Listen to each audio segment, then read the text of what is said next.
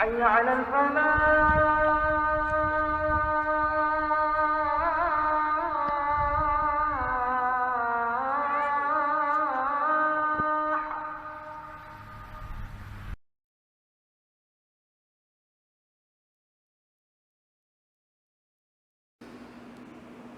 Alhamdulillahi Rabbil Alameen.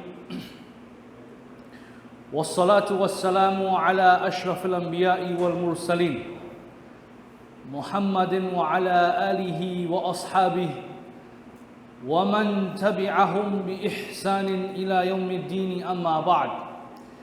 فيقول الله عز وجل ومن أحسن قولا ممن دعا إلى الله وعمل صالحا وقال إنني من المسلمين. وقال النبي صلى الله عليه وسلم كل أمتي يدخلون الجنة إلا من أبى. وقالوا يا رسول الله من يأبى؟ قال من أطعني دخل الجنة ومن عصاني فقد أبى أو كما قال عليه الصلاة والسلام. My dear respected Imam, Hufaz, brothers, elders and sisters in Islam, Assalamu alaikum wa rahmatullahi wa barakatuh. All praise is due to Almighty Allah subhanahu wa ta'ala, who has blessed you and I, who has showered us with numerous favors and blessings. All praise is due to Him who has given us the best,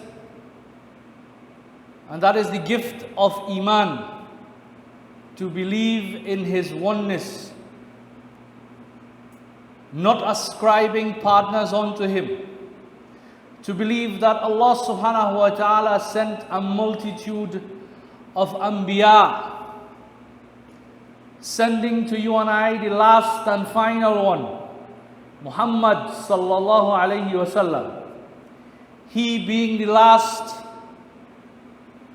Khatamul Anbiya'i wal Mursaleen, the seal of prophethood, that no prophet will come after him. This is our belief, this is our creed. And if we live with this, if we live by it, and we die with this belief in our hearts, Rasulullah sallallahu alayhi wa sallam, he said, Man qala la ilaha illallah mukhlisan dakhala al-jannah. He who believes, he who recites, he who says La ilaha illallah with firm sincerity in his heart, Allah subhanahu wa ta'ala will give that person entry into paradise.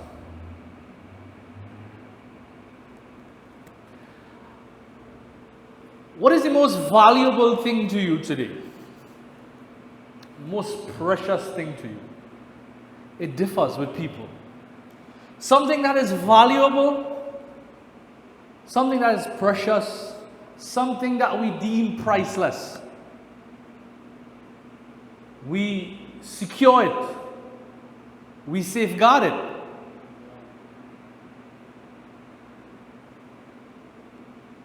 Perhaps the most precious thing in a man's life, we see it today, is their vehicle.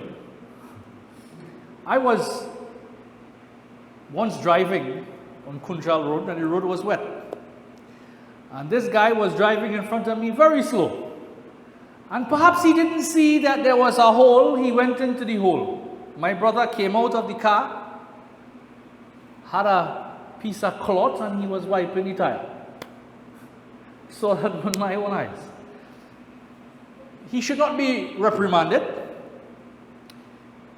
It might be the most precious thing to him.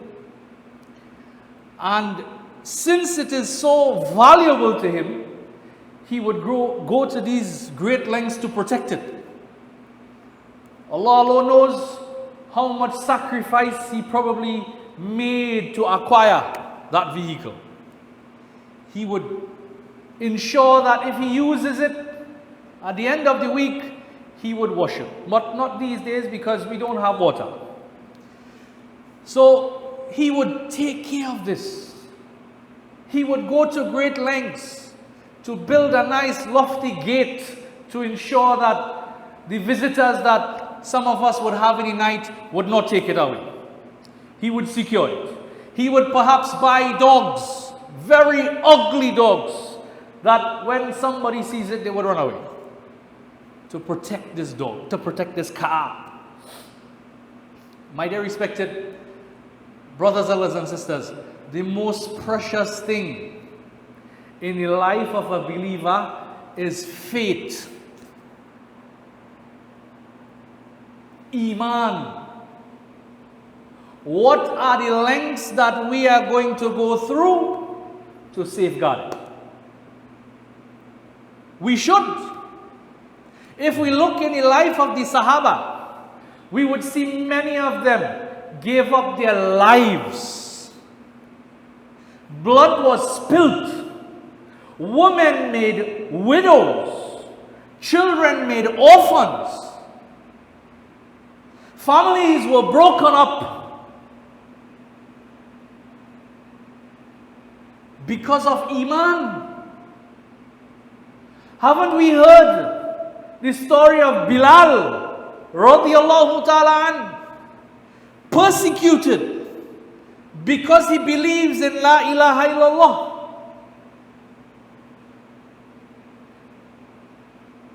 He was not prepared to part with it.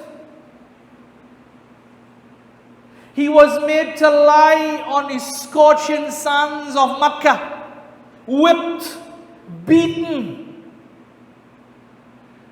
A huge boulder would sometimes be placed on his stomach. But he never faltered. All they wanted him to do was to renounce Iman. Just to simply say, I don't believe in Allah. And according to the fuqaha, one would not be treated as a non-believer if one is threatened to say, I don't believe in Allah. You would still be a Muslim, according to the fuqaha. But Bilal, the closeness, the precious, the priceless nature, how valuable Iman was to him, he was not prepared to do that. He was prepared to be tortured, nay, be killed for Iman. What are the sacrifices are we making to safeguard our Iman? Ask yourselves, am I protecting my Iman? I am not protecting my Iman because I don't know how valuable it is. I don't know how precious it is. My dear respected brothers and sisters, this is the criterion whereby Allah is going to give a person salvation, success on the day of judgment. Without it, my dear respected brothers and sisters, you are doomed for eternity.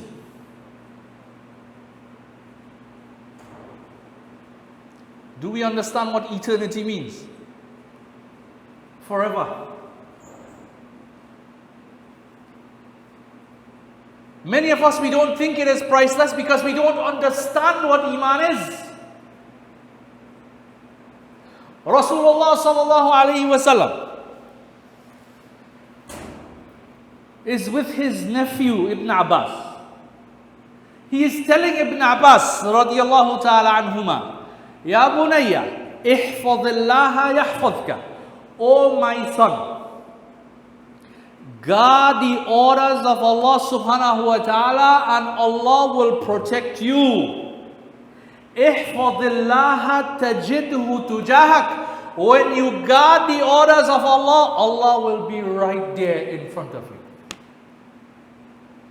you. Idha sa'alta fas'alillah. If you need to ask from Allah alone. إِذَا اسْتَعَنْتَ فَاسْتَعِنْ بِاللَّهِ. If you need to seek help from Allah alone. According to some of our Muhaddithin, they say seek help and ask help from Allah first.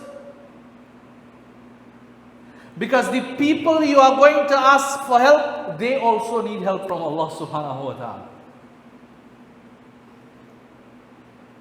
You ask help from someone who doesn't need help. You ask assistance from someone who doesn't need assistance. And who is that person? Allah subhanahu wa ta'ala. Who is that? Allah subhanahu wa ta'ala. Who is that being? Allah subhanahu wa ta'ala. Are we in control of anything? No. The human being is not in control of nothing. Rasulullah sallallahu alayhi wa sallam, he is saying that Allah tabaraka wa ta'ala says, Ya ibadi. How is he addressing us? He is saying, oh my slaves. Kullukum dal. All of you are misguided. What do you think? A person got up in the morning and said to himself, you know what, today is Friday. I have to come to the masjid today. You came on your own accord. You came because Allah wanted you here. You came because Allah chose you to be here. Because this is what He is saying. He is saying, Ya ibadi kullukum dal. All of you are misguided. Illa man hadaytu. Except he whom I guide.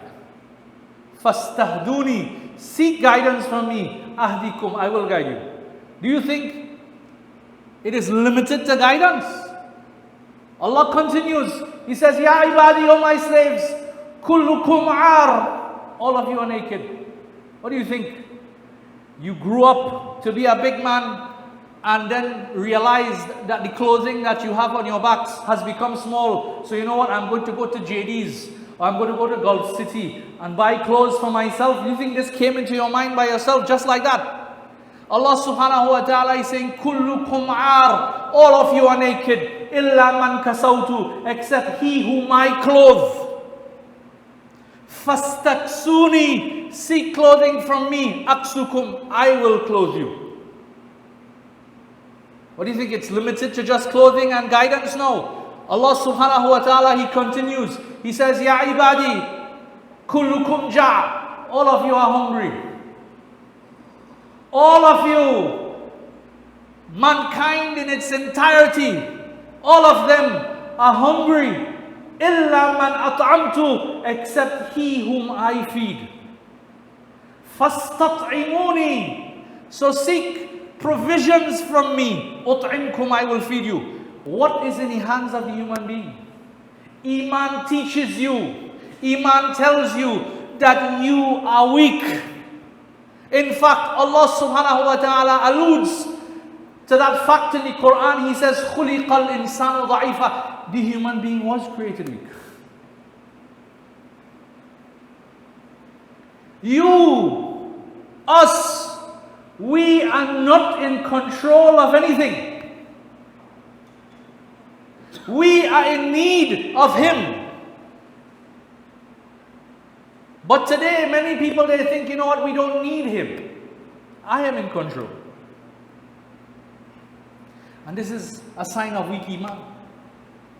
Allah subhanahu wa ta'ala, He continues in another hadith, Al-Qudsi, He says, Yabna Adam, O son of Adam, La takhafanna min this sultan. O son of Adam, don't be afraid of any sovereignty. Don't be worried of any power on the face of the earth. Madama sultani baqiya. As long as my sovereignty endures. Wa sultani la yanfadu abada. Because, O son of Adam, my sovereignty never ends. It will never finish. I was and I will be. People come, people go. Allah will still be here. He continues, he says, Yabna Adam, O son of Adam, La takhsha min diqil rizq. O son of Adam, don't be afraid about the tightness of sustenance and provisions. فَخَزَائِنِ مَلْآنَ for my storehouses are filled. وَخَزَائِنِي لَا تَنْفَدُ أَبَدًا, and my storehouses never finish. يَا ابْنَ آدَمْ, O son of Adam, خَلَقْتُكَ لِلْعِبَادَةِ فَلَا تَلْعَبْ. O son of Adam, I created you for worship, so don't play. I created you to remember me, so don't play. يا ابن آدم إن رضيت بما قسمته لك أرحت قلبك وبدنك. O son of Adam, if you are contented, if you are pleased with what I have allotted for you, I will fill your hearts with contentment. I will fill your entire body with peace and tranquility. I will make everything go the way you want.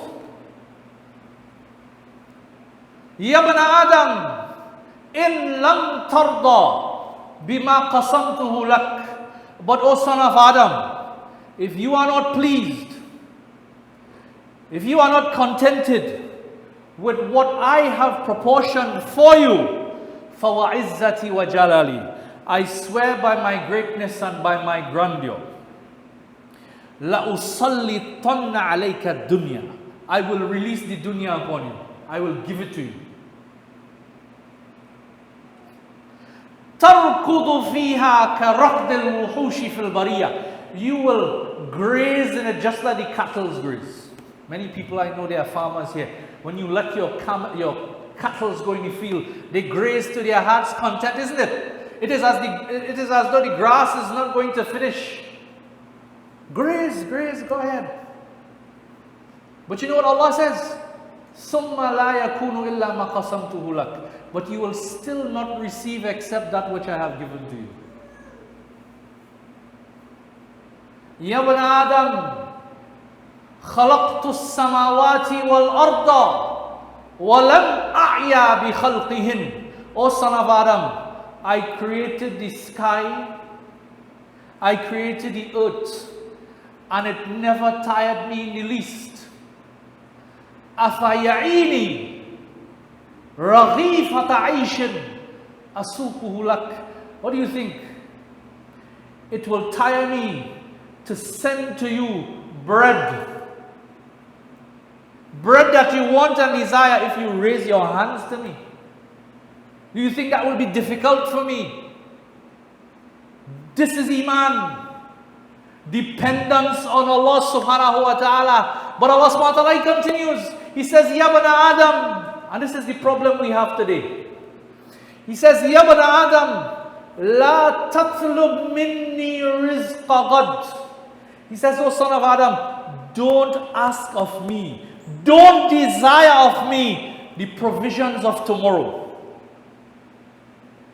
Kama la atlub minka amala ghad. Just like how I don't order and ask from you the actions of tomorrow, don't ask me for the rizq of tomorrow. Live for today. Today people can't sleep because they don't know what's going to happen tomorrow. They're not worried about today. I knew an individual living in another district close to us. The brother got up in the morning, prayed Fajr. Didn't know that he is not going to pray any salat after that. He was going to go down in the ground Maghrib time.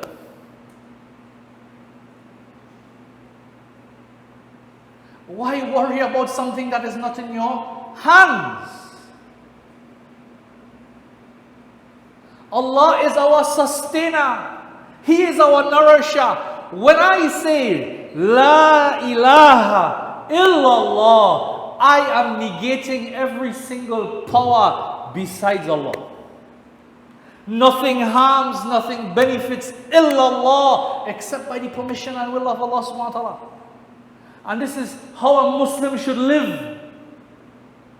Harm and benefits happen by his will and permission.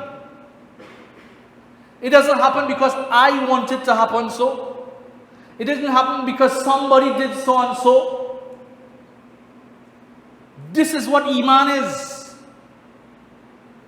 Iman tells me that when I go to sleep in the night and I lock my gate, it is not the gate protecting me. For the farmer, when he goes to his land and he puts the seeds in the ground, Iman tells me that it is Allah subhanahu wa ta'ala causing that seed to grow. He tells us in the Quran, فَالِكَ الْحَبِّ وَالنَّوَى. He is the one who causes the seed to split and germinate. What are you doing? We are helpless. We have no power. We have no will besides His. Only and only when we have that type of Iman, then we are going to answer those questions in the ground. And when we die, we have to go in the grave. And as Muslims, we believe that we are going to get 3 questions. How am I going to answer Man Rabbuka? Who is your Lord? Huh? But my belief was, if I didn't go to work, how am I going to feed my family?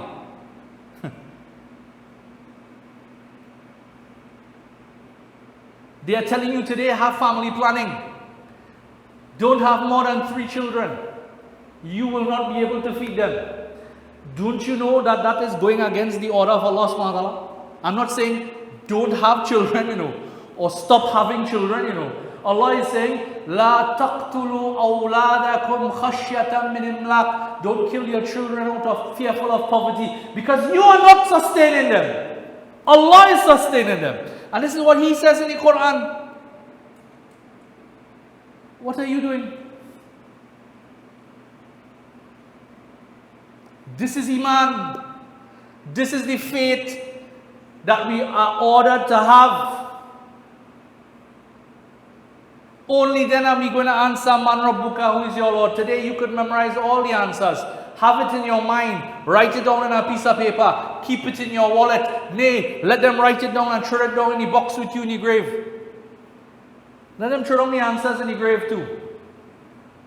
Have it right in front of you, so when you get up in the grave, facing Munkar and Nakir, you could look down in the paper and say Allah. You are not going to say Allah unless you had that faith here. This is Darul Imtihan, Darul Bala. This is the place you are supposed to exert the sacrifice and effort to have that Iman. Down there, you know what you're going to say? Man Rabbuka, who is your Lord? Do you know what you're going to say? La adri, I don't know. That is worrying. Today we worry when our children fail CXC.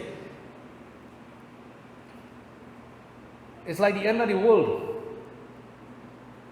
They won't have a life. Their sustenance comes to an end now. And that's how sometimes we operate.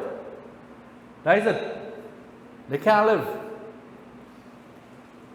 But nobody is worried about answering the CXC in the grave. We forget about those 3 questions. We worry about trigonometry and equation. How to write an essay. How many types of governments are there in the world? Socialism, feudalism, all them kind of ism. But nobody worried about Man Rabbuka. Who is your Lord? Ma dinuka. What is your deen? Man nabiyuka. Hey! A picture, an image of the Rasul will be shown to you. And Munkar and Nakir yas'alanak. Man hadha rajul. Who is this man? They're not asking you who is the Prophet. They're not asking you who is your Prophet. They're asking you who is this man. Just imagine that. They're showing you a picture of Rasulullah sallallahu alayhi wasallam. And some of us, wal-iyadhu billah, not some of us here. All of us inshallah will answer. But there are going to be some people, after seeing the image of the Rasul, you know what they would say? La adri. I don't know. Is that not worrying? Is that not frightening? Because if I don't answer those 3 questions, what is going to happen to me then? The grave is either a garden from the gardens of Jannah or a pit from the pits of Jahannam. these are the things we should be worrying about. And these are the things we don't worry about. These are the things should be concerning us. These are the conversations we should be having around the table for dinner and lunch and breakfast. Not what this one do, and not what that one do, and this one driving and this one wearing. No! These things don't matter. So as Muslims, we need to wake up. We need to be more mindful. Ali radiallahu ta'ala, he said that we are asleep. He said, An-nasu niyam. People are asleep. You know when they wake up? You know what he said? Idha matu. When they die. Intahabu. Then they wake up. But it will be too late. So with these few words, I do hope and pray that Almighty Allah subhanahu wa ta'ala gives you and I the reality of Iman, how valuable it is, and how much effort we must take to protect it. May He give you and I the tawfiq to answer those questions in the grave when they are posed to us. May He give us the ability to cross the bridge of Sirat with the speed of lightning. May Allah subhanahu wa ta'ala give us the blessing of getting our book of deeds in our right hand. May Allah subhanahu wa ta'ala give you and I the blessing to enter Jannah without reckoning, and in so give us success not only here but as well as in the next. Wa akhiru da'wana and alhamdulillahi rabbil alameen.